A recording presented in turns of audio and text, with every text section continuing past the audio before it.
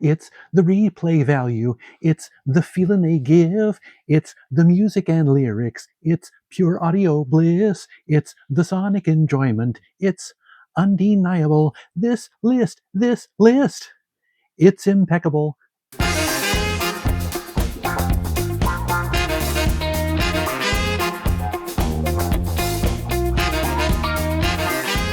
Greetings, one and all, and welcome once again to Tom's Hit Parade. By the way, I invite you to hit that subscribe button, give me a thumbs up if you like what you see, share this video with your friends, and leave me your thoughts down in the comment section. It would endear you to me significantly. Okay, I don't know if this list is necessarily impeccable like I so beautifully sang in my cold open. You might find a couple of things to peck at about it. For instance, I must have watched 12 to 15 albums of the year lists on YouTube in the last 2 or 3 weeks. And there are 2 or 3 albums that appear on just about everybody's lists that you will not see on mine. And conversely, there's a lot of stuff on my list that nobody else has on theirs. So yes, my list is very different. Hopefully you are interested in just getting a different perspective. That's what I love about watching these year-end videos, other people's albums of the year list, to an extent. I mean, some of them just seem to be awfully similar to each other, but every once in a while I'll find a list that is just wonderfully weird, as I hope mine is, in a good way. Weird in a good way. But yeah, the plain fact of the matter is I have a full-time job. YouTube is my hobby.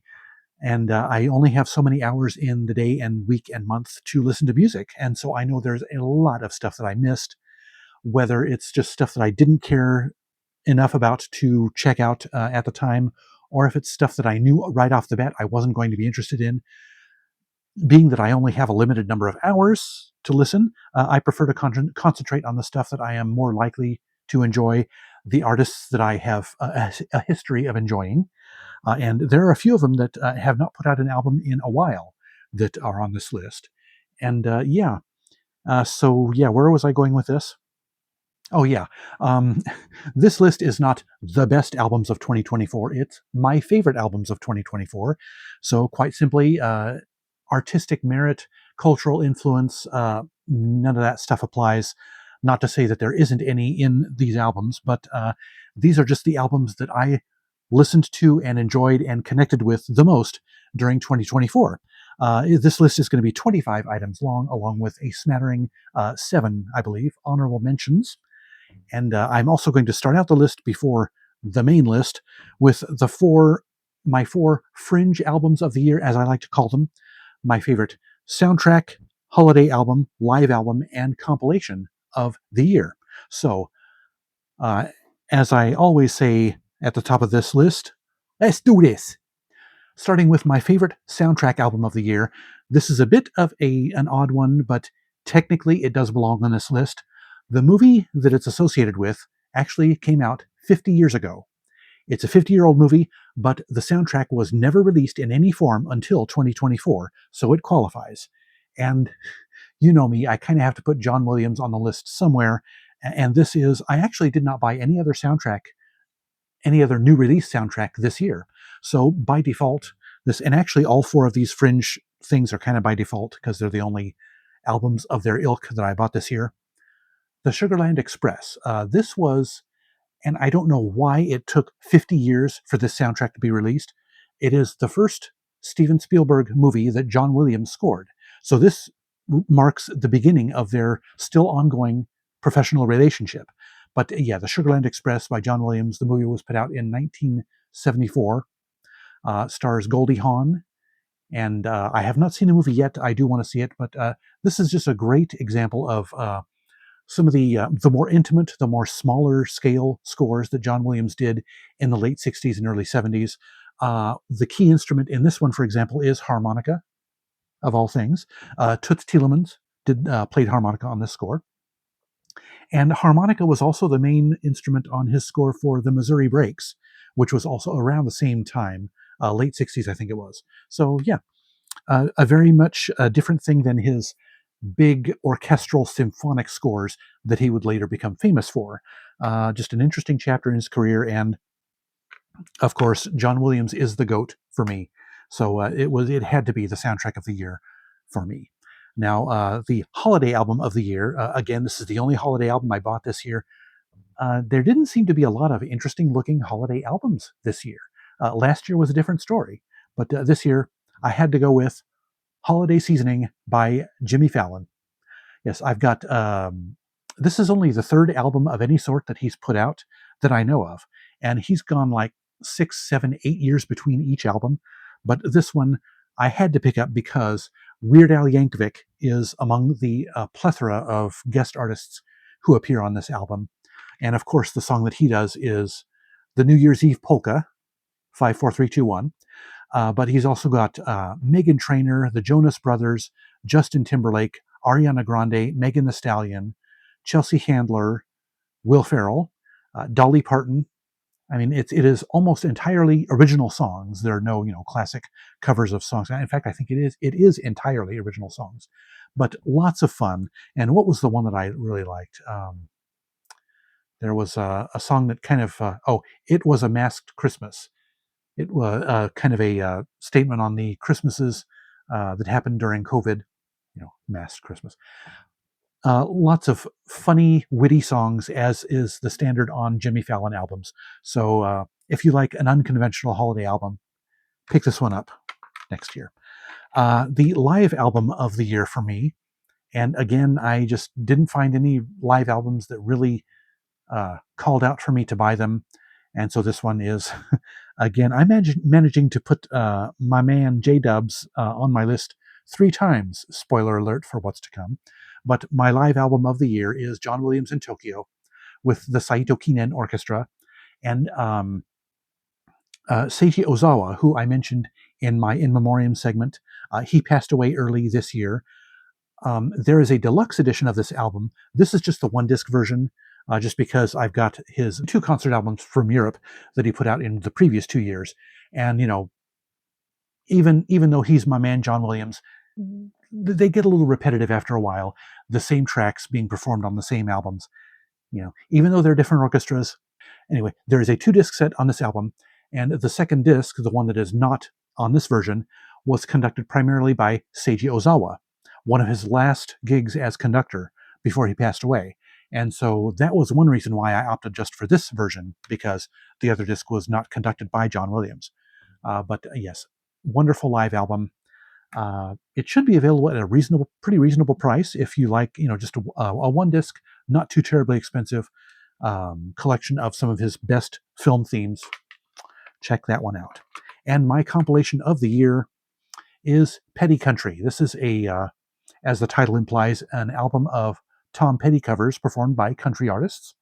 And kind of like Elton John several years ago, there were 2 covers albums put out of Elton John and Bernie Taupin songs, one of which was done by country artists. Same sort of thing.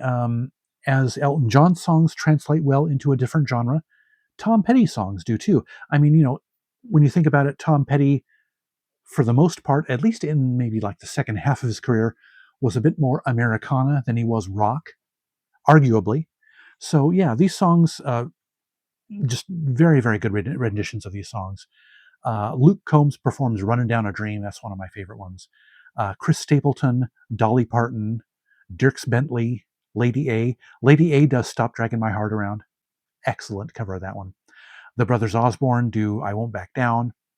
Winona Judd featuring Lainey Wilson. You got Willie Nelson and Lucas Nelson.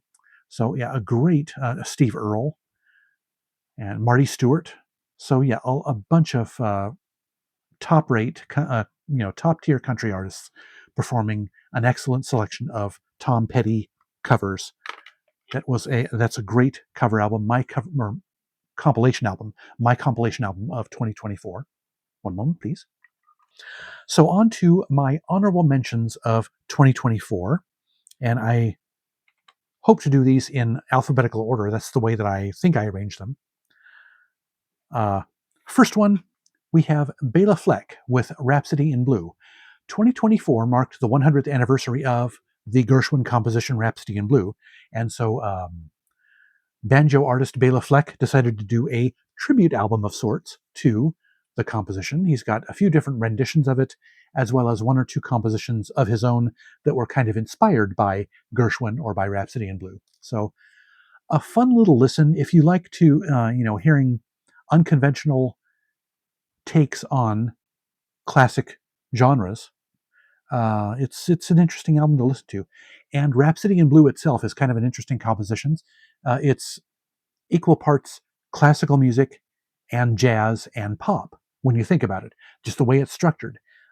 So yeah, it's kind of an, if you've never listened to classical music, I think Rhapsody in Blue is a good introduction to kind of ease you into classical because it's got some jazz and pop elements as well. So anyway, be that as it may. My next honorable mention, and this one is going to, I'm a little embarrassed at this one because my little brother Noah is not going to like that he's been shunted into the honorable mentions, but I unfortunately just could not connect with this guy any more than I did. Bleachers. This is their self-titled album. It might be format bias. I bought this album on vinyl, thinking I would really, really enjoy it, and unfortunately, I tend to listen to stuff that I have on CDs much more often than stuff that I have on vinyl, just because I'm out and about. I put music on my phone to listen to uh, during my commute to and from work and on my lunch break sometimes. So the vinyl kind of gets left behind. So maybe I should have bought this one on CD instead. But yeah, good songs, and maybe during the upcoming year or years, I will connect with this more, and it will later on. It will inch its way up in a retrospective album ranking. So, but yeah, good stuff. And I honestly I cannot remember the name of the. Was it Tiny Moves? Was that the single? That's how out of touch I am, admittedly, with this album. Just yeah, sorry to say it did not connect with me. Noah's not going to disown me or denounce our friendship for ranking this low. I mean, he understands as well as I do that sometimes you connect with music, sometimes you don't. Anyway, next up in my honorable mentions is Paradise State of Mind by Foster the People. This was their first album in 7 or 8 years, I think, and it's good stuff. Not quite enough to elevate it into the ranked listing, and of course, not quite as good as their first two or three albums, but still, it's a good album. And I was glad to see them come back after an absence of so many years. I kind of assumed that they were just uh, they had called it a day as a band, but thankfully they came back, and hope maybe their next album will be even better. Next up on my honorable mentions, technically this album came out in December of 2023, so by my arbitrary standards, it ordinarily would not be eligible for this list, but I didn't find out about this album until fall of 2024.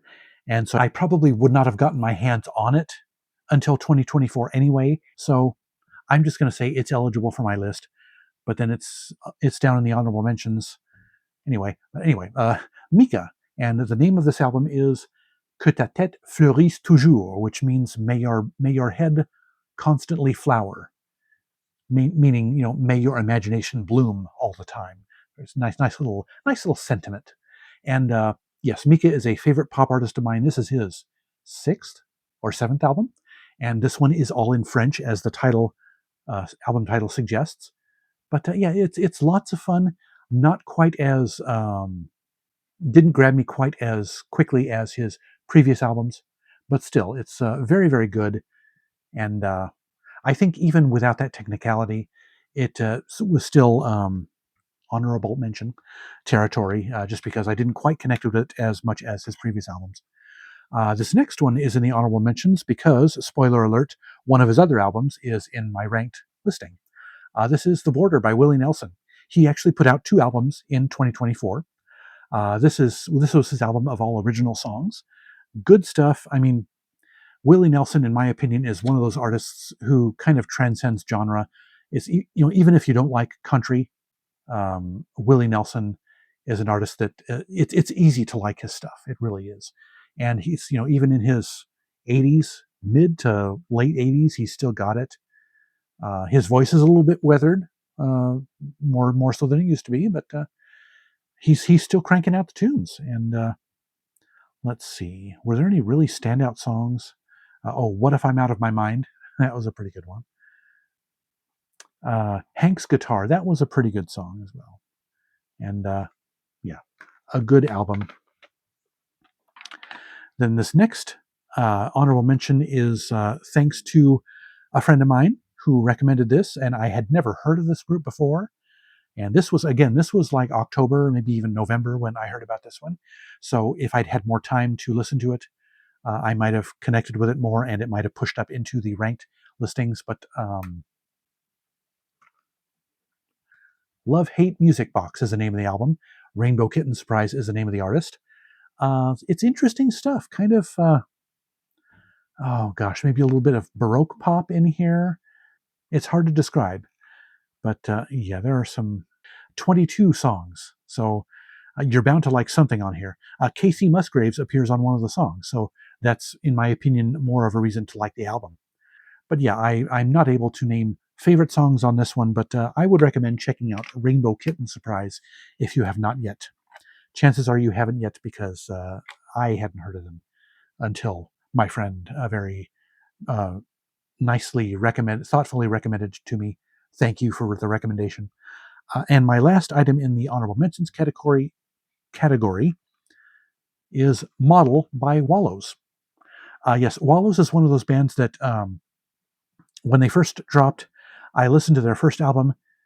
It didn't connect with me, so I just ignored their second album, and I was ignoring this one until it came out. And I think I called up one or two of their tracks on YouTube and listened to them, and all of a sudden, I liked what I heard, and so I went back and listened to them. And I think one of the things that kind of put a bias in my head against this band at first was because one of its members, Dylan Minnette, was more famous previously for his acting than his singing. And I'm from the age where, the 70s and 80s, where there was a very long list of actors who tried to become singers and it did not turn out well. And, and of course now, you've got so many Disney stars actors have evolved into singers, and they're excellent singers, and now they're better known for their singing than for their acting. So I realize now that that's an unfair judgment to place against any person in particular. So yes, I like this one so much that I decided to go back and pick up rebuy their first album and buy their second album on CD again, and I enjoyed what I heard. So yes, Wallows is in my honorable mentions of 2024. That's one thing about this year, at least with the honorable mentions, is I have had a heck of a time of remembering particular songs on certain albums. So much talking hurts my fragile little throat. Anyway, on we go into the ranked list of my 25 favorite albums of 2024. Kicking off the list at number 25 is Harlequin by Lady Gaga. Some people might say that this is a soundtrack album. It's not really, because as far as I know, none of these songs appeared in the movie, or at least not in these forms. And this is kind of a nod back to her classic pop standards albums, like with Tony Bennett. Most of these songs are their slightly more contemporary takes on, slightly more contemporary arrangements of classic pop songs. But yes, a very good album. I kind of backpedaled on my appreciation of Lady Gaga. In a recent purge, I got rid of all except her first two albums. But to this one, I had to pick up. Actually, one thing that made me pick it up was it was at Epic Seconds for $8 as a used CD. So I went ahead and picked it up, took my chances on it, and I was very pleasantly surprised. So yeah, I would recommend Harlequin by Lady Gaga. It is pretty much not connected with the movie, which is one reason why I ignored it at first. So yeah, good stuff. And I do like those, classic American songbook standard pop songs. So that goes a long way toward me enjoying that album. Number 24 is another album I almost passed up. The Heart, the Mind, the Soul by Tank and the Bangas. This is their third full-length album, I believe. And when I first saw this one up and coming, I looked at the press release and it said that it was a spoken word album, which when I see the phrase spoken word, I assume, okay, it's just poetry with no musical accompaniment. Wrong. It's got plenty of music. It's just there's a lot more hip hop, more rap per se in it than in their previous two albums, Green Balloon and Red Balloon. But still, this is pretty enjoyable. I'm still, hip hop is a required taste for me. But yeah, this has got plenty of good songs on here.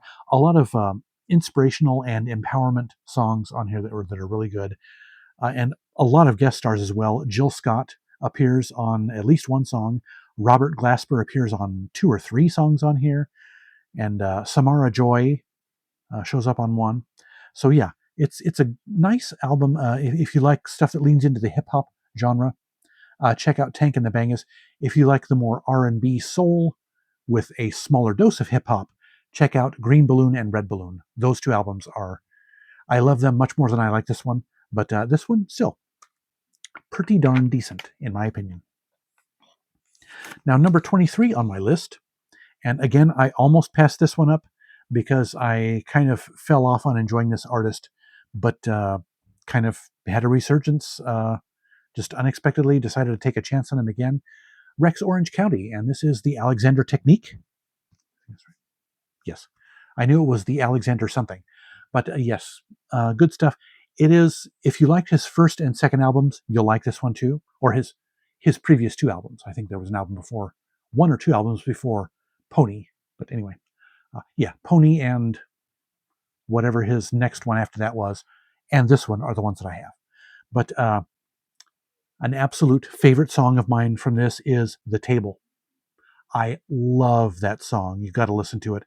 It's, yeah, just the lyrics are fantastic. It's one of those, sometimes my mind goes into that kind of stuff, just wondering where something came from, where, what its previous life was like. And that's basically what The Table is about. One of my 5 favorite songs of the year is on this album. So yeah, The Alexander Technique by Rex Orange County was my number 23 album of 2024. Number 22 is another one that I did not have as much time with as I was hoping to have, just because it's a very long album. It's a 2-disc set. It is Billy Strings with his album Highway Prayers. And yes, this is, I believe, his first major label album. And yes, Billy Strings is a bluegrass artist, but he kind of he's been called a progressive bluegrass artist, and that label fits. He kind of takes bluegrass and banjo in directions that you would not ordinarily expect to be taken. And he is a fantastic, extremely talented with his instrument, with the banjo and the guitar. Wonderful playing on this guy. Let me see. Malfunction Junction is one of my favorites. There are a few instrumentals on this album that are really good. So I highly recommend checking out Highway Prayers by Billy Strings. Very, very good album. My number 21. I didn't like his sophomore album as much as I liked his first, and so at first I ignored this album, and I think I saw it, it just happened to be on the shelf at Barnes & Noble when I was picking up a couple of CDs, and I thought, what the hell? Yeah, I think this was when they were having a special, 30% off special on CDs. Anyway, Declan McKenna with What Happened to the Beach, the second album of his, whose title is a question. Anyway, very good stuff. And this is a little bit more, there are elements of Beck in this, kind of a bit more experimental, lo-fi kind of weirdness stuff. It takes more than one listen to kind of get into this album, but when you really kind of when it starts to metabolize in your ears, it's pretty good. I've got to say. And what is that one? Oh, I Write the News is one of my favorite songs on here. I really, really enjoyed that one. Gosh, there was another one. I'm sure there was another one on here, but I can't remember what it was. But definitely, I Write the News is probably my favorite on this album. But yeah, if you're interested in just the slightly odd stuff, I would recommend Whatever Happened or What Happened to the Beach by Declan McKenna, my number 21. And kicking off my top 20, he was in my honorable mentions, as I mentioned a few minutes ago. Willie Nelson. This is his album Last Leaf on the Tree. And this is an album mostly of covers, or actually entirely of covers, mostly of covers. But yes, as you can see on the hype sticker, songs by Beck and the Flaming Lips and Keith Richards, Nina Simone, Tom Waits, Neil Young, Warren Zevon. And I was not familiar with hardly any of these songs in their previous, their original versions, and so this just sounded like a Willie Nelson album. I mean, he is so good at taking songs and making them his own. Do You Realize, which is the Flaming Lips song, that's the one I was most familiar with. But even at that, it took me a while to realize, oh, this is a cover. This isn't just a Willie Nelson song. But yeah, I mean, this is why he's been around for decades, almost 3/4 of a century doing his thing. It's just, he is so good at, just drawing you into a song and making it completely his own. So, yeah, I highly recommend this album. Even if you don't prefer covers albums by Willie Nelson, still give this one a try. It is just excellent. Yeah. Lost Cause is the song by Beck that he covers. Again, fantastic. How can you be a music fan and not like Willie Nelson? That's what I want to know. Anyway, uh, number 19 on my list is by the Secret Sisters. This is Mind Man Medicine, and this is their fourth album, possibly fifth. Yes, this is another artist that I enjoyed at the beginning. I kind of fell off of listening to them. Uh, I don't know if I ever got rid of any of their albums, but yeah, I kind of ignored this one and their previous one for a while until earlier this year when New West Records, the label that they are on, they had a online sale on their store with like CDs were like 30% off. So I picked up this one and the last two, I think, that I had been missing and got back into them in a big way. The harmonies between these two, um, they're like a female Everly Brothers. It's just gorgeous harmonies and great Americana, slightly countryish songs. Space, the opener, is great. Paperweight and If the World Was a House. Yeah, it starts off with those three tracks and they're all just amazing. Never Walk Away, I think, was another one I really enjoyed. There's a song on here called All the Ways, which features Ray LaMontagne. So he appears on this album. But yeah, wonderful album. If you like kind of the more mellow, um, country-ish, Americana-ish stuff, kind of like a laid-back Indigo Girls in a way. That's a good way to, yeah. Laid back Indigo Girls, but with a little bit more Americana as opposed to folk. So give them a try. If I had seen this list 10 years ago, I would be kind of flabbergasted that there are this many female artists in here because I've explained before that over the last 5 years or so, I've gotten more into female artists than I had been in the past. Not for any particular reason. I just was more fond of and found more variety in male singers than I did female singers. But that's changed over the last several years. Another example, Norah Jones with her album Visions. And actually, Norah Jones is an artist that I kind of, her first 2 or 3 albums were in my sister's collection. I inherited those. I enjoyed them. After that, she kind of went in a different direction. I wasn't terribly fond of it, so she dropped off my radar. And I decided to, I'd heard good things about this album, listened to a couple songs on YouTube and enjoyed them. This is in a bit more of a pop rock / blues direction than she ordinarily goes in. So yeah, a little bit more upbeat overall speaking. So yeah, a very, very good collection of songs. I could not tell you specific ones that I enjoyed, but yeah, if all the Norah Jones that you're familiar with is the more subdued, torchy kind of ballad type stuff, check this one out. It's a good album, and it just might convince me. It hasn't yet, but it might convince me in the next year or so to check out more of her back catalog to see what I might have been missing. So anyway, number 17 on my list is another artist that I had kind of dropped off my radar, and I decided to take a chance on this. This was another one that was at Barnes & Noble that day that I got the 2 or 3 others. Crowded House with their album Gravity Stairs. This is their 7th, I want to say, 6th or 7th album. And yeah, their last 2 albums before this one, I just did not care for. I did not connect with them. And that's why I kind of ignored this one. Their first 4 albums they did back in the 80s and 90s, classics. After that, they kind of lost me.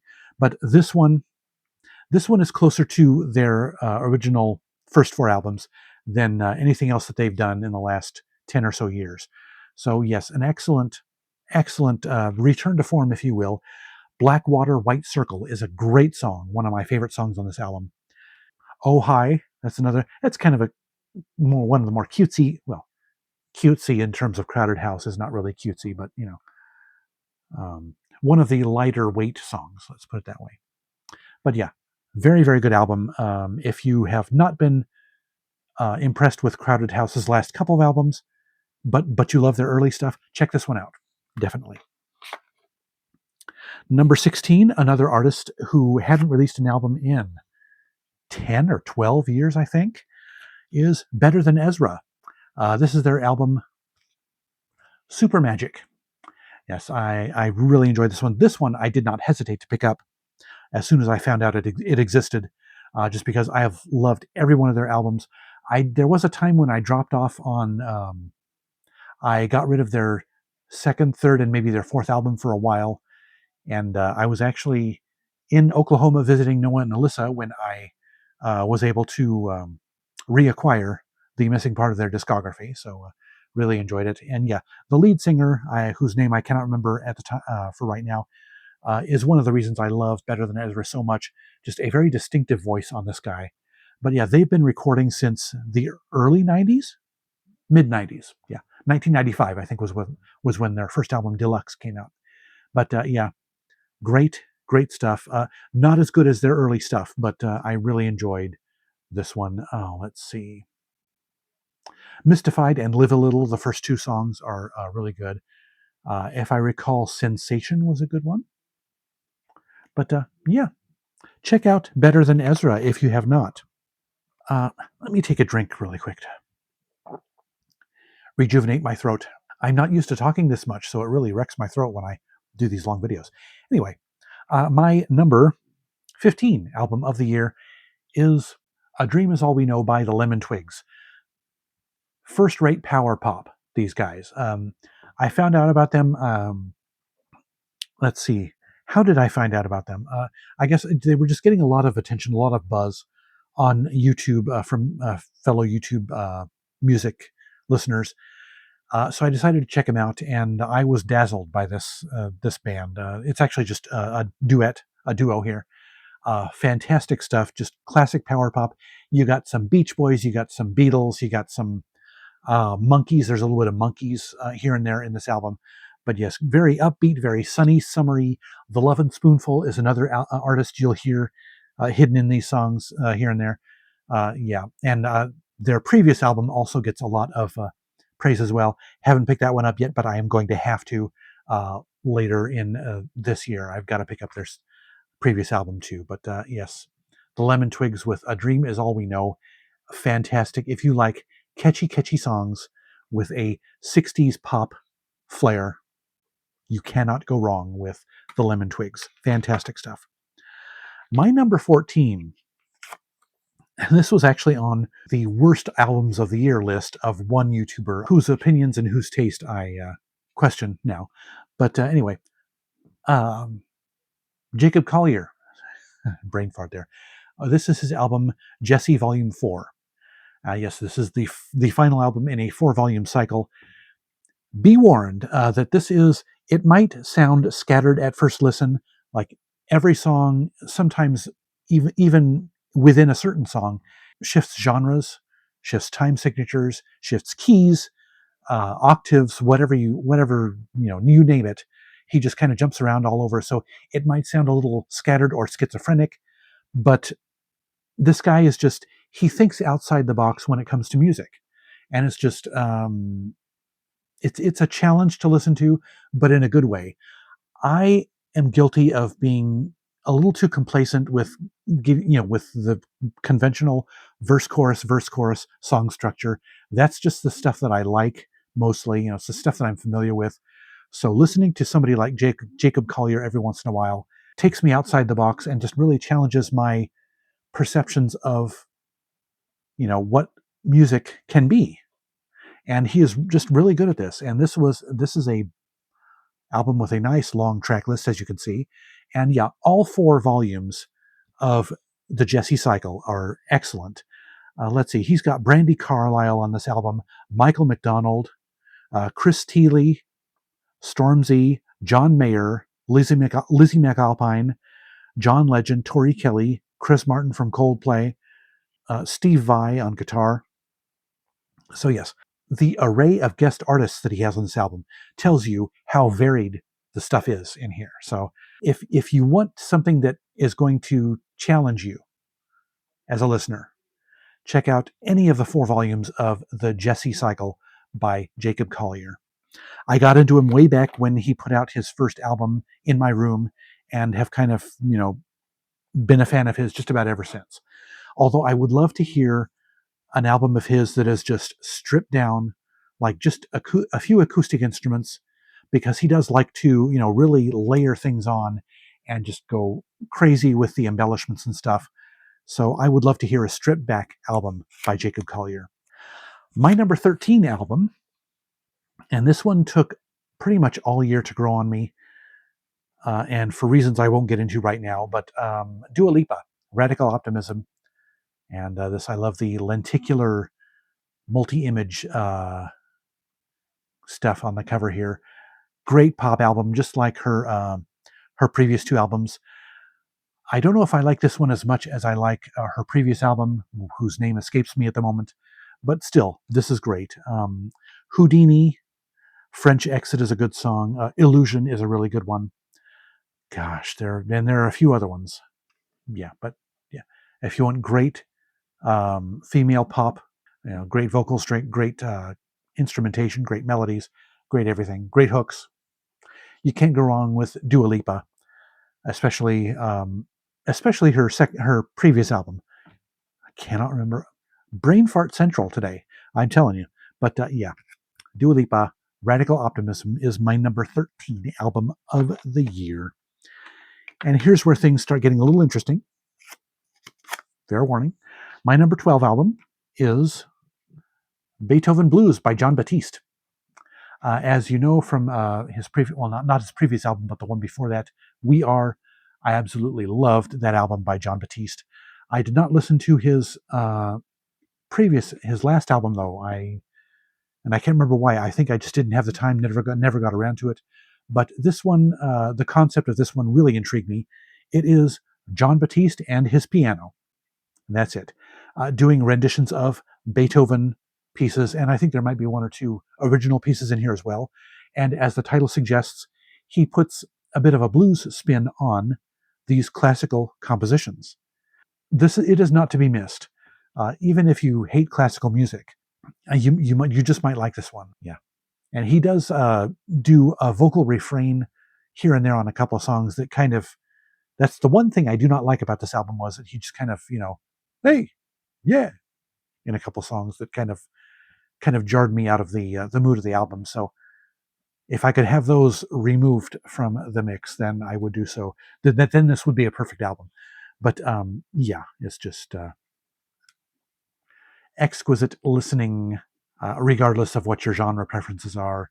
It's something to relax to, mostly. I mean, there are a couple of moments where it gets a little bit upbeat, but not sensationally so. He doesn't really showboat on this album. He knows where to draw the line, I guess. This video is getting long. I'm sorry. I'm just mouthing off about these albums left and right. There'll be chapter markers in here, just so if you leave off and come back, you'll know where to pick up. Anyway, number 11, and this was probably the most recent addition to the list. It's been out for months, but I just found out about it, and found out about it from a couple of year-end lists. and decided I had to check it out. Mahashmashana by Father John Misty. His last album, Chloe and the Next 20th Century, I think is what it was called. I liked it, but it kind of shrunk on me, so I kind of ignored this one. And I'm glad that I saw the error of my ways before it was time to assemble my year-end list. This is an excellent album, and kind of like on Chloe, he just kind of bounces around to different genres. And there's there's a little bit of more world music influence in a few of these songs, as the title kind of suggests. And but yeah, it's more accessible than you might think it is. It's hard to describe. I don't know. But yeah, She Cleans Up is a good song. I guess Time Just Makes Fools of Us All. That's probably my favorite song on there, if only for the title. But yes, this one is not to be missed. Even if you weren't crazy about Father John Misty up until now, check out Mahashmashana. Very, very good album. Now, my number 10. I wasn't sure if I should put this album in my list, but I just had to, just because I'd been looking forward to it for so long, and it took forever for me to get my hands on it, and I was not disappointed at all in it when I did. It is John Williams Reimagined. This is a trio of classical musicians who do arrangements, small combo arrangements of cues from various John Williams film scores. And being that it's a small combo thing, the selections that they picked are kind of odd, off the beaten path. It's like you're not going to find the Indiana Jones March in here or the Star Wars main title, just because they wouldn't sound great in a small combo. But this is great. It's a little bit unfair maybe to put this album so high, because it's 2 discs and they are both packed to more than 80 minutes, which I didn't think was possible with compact discs, but it is apparently. So yes, in terms of runtime, this one beats every other album on my list all to hell. But I had to put this one on the list just because it's so much fun. As I said, it did not disappoint, and it is fantastic. It has a couple of my favorite individual cues from John Williams. The "You Are the Pan" from his score for Hook is in here, and it was as excellent as I had hoped it would be. So yes, John Williams Reimagined, a fantastic set of stuff, and yet another chance for me to squeeze John Williams into my year-end list. Anyway, number 9 on my list is Let's Walk by Madeleine Peyroux. This is her first album in 5 or 6 years, and another excellent effort by Madeleine Peyroux. Lots of pop, jazz, soul, maybe a little bit of Baroque pop, a little bit of folk also. Just a lot of fun songs in here, and a couple of songs she sings are in French. My favorite song on the album is probably the least serious song on the album, Me and the Mosquito. Check out that song. It's fun. Yeah, the title track, Let's Walk, is really good. How I Wish is really good too. Please Come On Inside. It's another good one. So yeah, she has become a favorite of mine over the years. Yeah, and one of those artists that I didn't think would be a favorite, just because that kind of stuff is hard for me to get into. But I've just developed such a fondness for her over the years. She's just a wonderful artist. Number 8 on my list is probably, well, it's probably about where it should be. Maybe it should be a little higher. Saviors by Green Day. This is definitely a return to form of their albums from their classic days. Dookie and I can't remember, Nimrod, and a couple their other albums from the 90s. And it is produced by Rob Cavallo, who produced I believe produced those albums back then. But yes, this one is just absolutely packed with great songs. The American Dream Is Killing Me. Dilemma. That's an interesting one. And there's let's see, Corvette Summer. I think it's the one that's got a little bit of a Beach Boys flair to it. It's just great. And Living in the 20s is another good one. I mean, just so many great songs on here. I didn't even listen to their last one, Father of All, just because it's got such awful reviews online. But this one, I was going to ignore it, but there were, it's like I kept hearing one good song after another on the radio, and yeah, it is firmly within my top 10. An excellent album, an excellent outing by Green Day, definitely a return to form for them. My number 7 favorite album of 2024 is San Vito by The Feeling. If you've watched me for long enough, you've heard me talk about The Feeling before. A great Supertramp-ish, ELO-ish band from the UK. This is their sixth or seventh album, and yeah, just they do the stuff what they do best. The same genre that they've done. This is one thing I like about The Feeling is they have not changed. They haven't tried to go in a different direction with their songs. They just stay the same. And one thing that kind of won me over on this is track 5, "I Won't Sleep Tonight," features Lucy Silvas, who is an artist that I was already familiar with and have, all 4 of her albums. So she was a pleasant surprise to see on this album. But yes, "War's Not Won" is the first song. That's great. And "Joined in the Noise," that's another really good one. I know there are a couple other songs on here that I really enjoyed.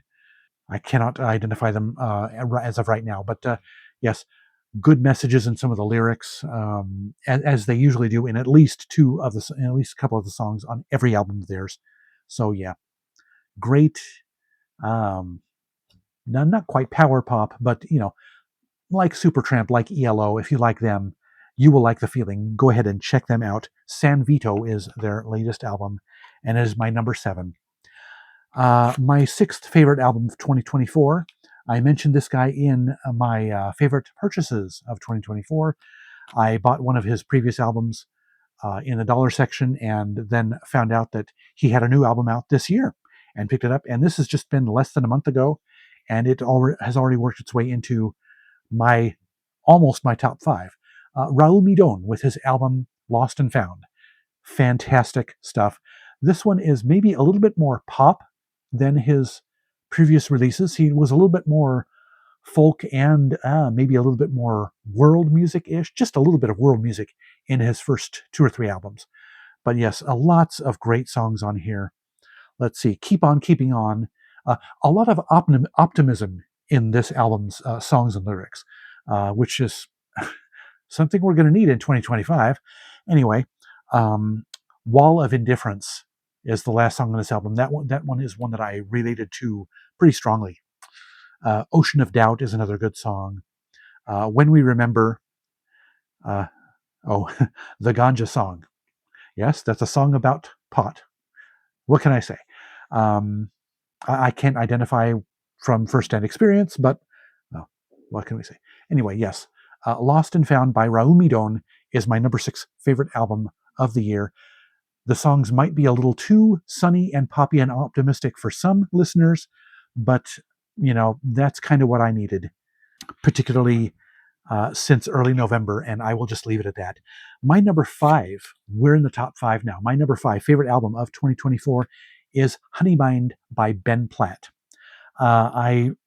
I bought this album when it first came out, and this was in February or March. Thought it was okay. Didn't think it was necessarily any better than his first 2 albums, both of which I have. So I just kind of ignored it for about 5 or 6 months, came back to it, and it was like I was listening to a whole new album. Absolutely loved this album. The songs are written in fancy dancy text, script, so it's hard for me to read them, but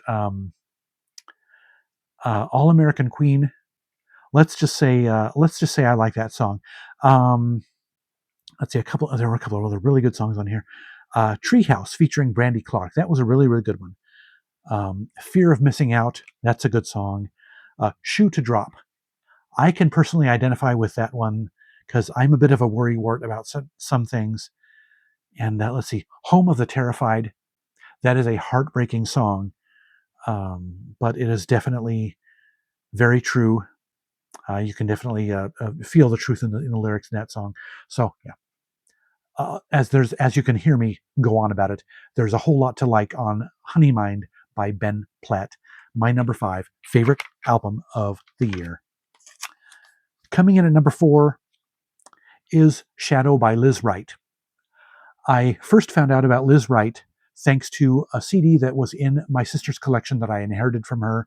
That was the first I ever heard of Liz Wright. Actually, I had probably heard her before, just not being aware of it. But yes, her first album, which is called Salt, I think, fell in love with that album. The title track is fantastic, by the way. And so I ended up picking up her second and third, and I think also her fourth album. By her fourth album, she had kind of delved into more gospel territory, which I'm not a fan of, but it's Liz Wright. I mean, come on.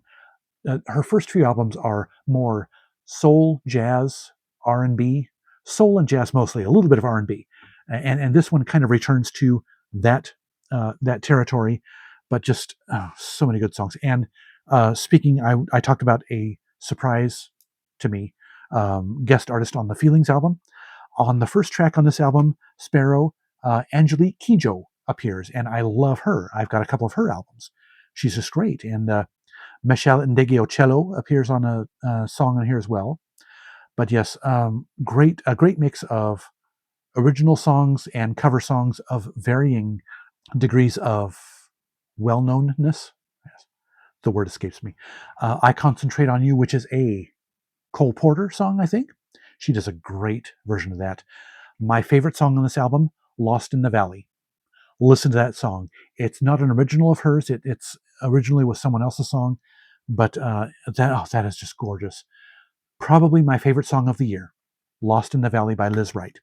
But oh yeah, "Sweet Feeling" is another one. "No More Will I Run" is a great song as well. So yes, plenty to love on this album also.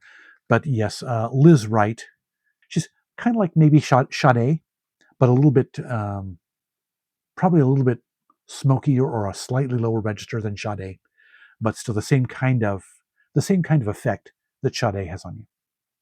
Gorgeous singer, Liz Wright. Love her stuff. Anyway, moving on to this video is going to be long. I apologize. My number 3 favorite album of the year is so good that I bought it on vinyl as well as CD.